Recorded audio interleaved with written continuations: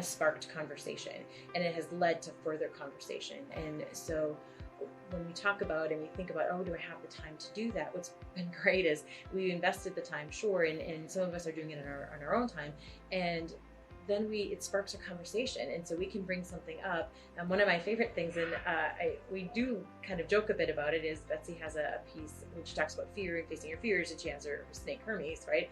And all of us had a different reaction to that. And so yes, we did talk about the snake, but then we also had a deeper conversation about facing our own fears and what does that mean for us. There were some other lessons that we talked about, setting goals and setting some long-term goals, and I had initially been getting them to talk about different things that we saw in the videos. And at a team meeting, we sat down and they laid out, my teammates or my leadership team laid out, here are my goals for the next 30 days. What are yours? And I thought, oh, wow, this is great, because they're really taking ownership of setting goals and then holding each of us accountable for it. And so that for me was a show that, as I've been really investing in this, my team of leaders is really becoming the leaders, and they are bringing out, here, let's set some goals, and here's what I'm doing for personal use, but now how do we set these goals for us as a department? And I've seen a growth with that, which has been really exciting. I keep going back to, how do I give back to those that are in positions of leadership, that I'm not always able to give them the appropriate professional development or send them to a conference or workshop, any of that. How do I give back to them to continue to build them as leaders?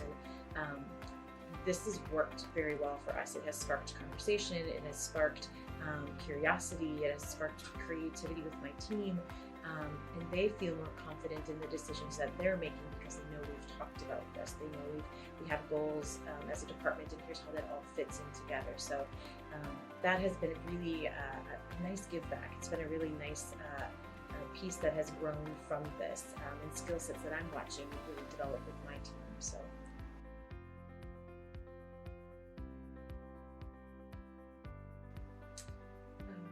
hesitations that we would have had, or that I had going into working with Betsy, were just around the time, the time that I would take away from the natural teaming I had with my teams, time that I would have to be working on specific skills, or time that I would have working on specific projects. That was really a high consideration that I had, is how do I fit this in with, I know, all of the other work that we have to do, or all the other work that we've been doing as a team. So those were some of my initial hesitations around really looking at a coaching model and looking at how to bring somebody in to work with our team. Mm-hmm.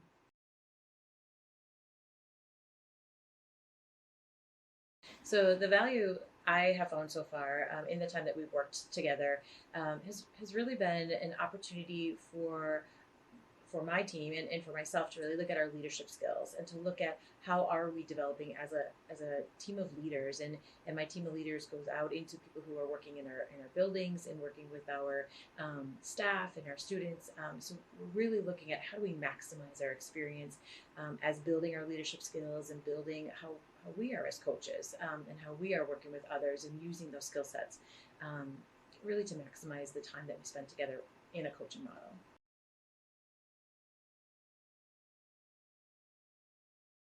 But personally, the challenge is an interesting question. For me personally, it's really being able to give myself the permission to dig deeper and to really identify as a leader, and to be able to work on the skills that I know I need to work on as a leader. And so working through that with Betsy, and working through this coaching model, has really given me almost the permission to say, how do I see myself as a leader? How do I want to work on those skills? And in turn, I've been able to then work with my various levels of leadership teams, and really looking at how do we give permission to be vulnerable, and to be responsive to the needs of our whole department, and how do we fit that in, and allow ourselves that growth opportunity as leaders, and then as practitioners working with our students and our families.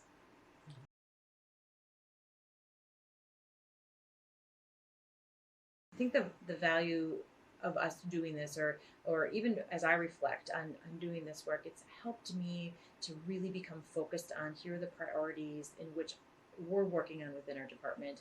And it's helped me to focus in, how do we help make that move forward, or how do I coach my team into moving those priorities forward? And so our priorities line up with the priorities of the whole district. And as I'm taking those priorities and lining them up in our department, and then working specifically with my team, and then working in our buildings, making sure it's always aligned. And that's helped us to become really focused on what's our intention, where are we going with this work. Having the time to sit down and being coached through that, and having our team coached through that, it's not a lot of investment in time for us to be able to do that work in a very focused manner. So uh, our team does that. We have a very short time that we do coaching, but my team has been able to carry through those practices to say, okay, how do we focus in this work?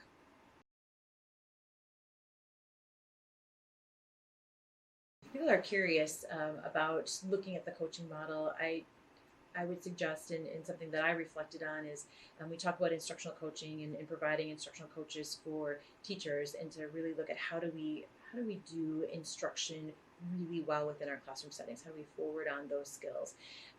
Working in the capacity as an administrator, I look at how do I assist in giving coaching my to my leadership team and to my leaders in the buildings, and how do I help build their leadership skills?